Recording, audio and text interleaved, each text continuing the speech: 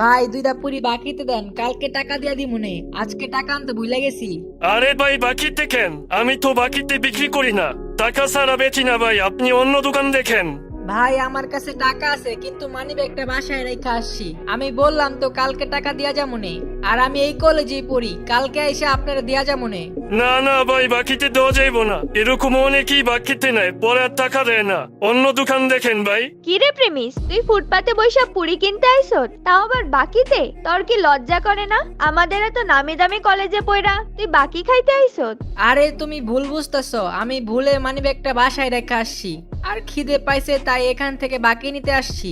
আমার জানা আছে তোর মতো ছেলেরা এভাবেই ধান্দা করে খায়। তুই আমাদের কলেজে ভর্তি হইলি কিভাবে? আরে তুমি এইভাবে কেন বলতেছো? আমি তো তোমাকে বললাম যে আমি মানি ব্যাগটা বাসায় রেখে আসছি। প্রিমিসকে অপমান করার পরে কি হয় সেটা দেখতে চাইলে এখনই আমাদের চ্যানেলটাকে সাবস্ক্রাইব করে রাখেন।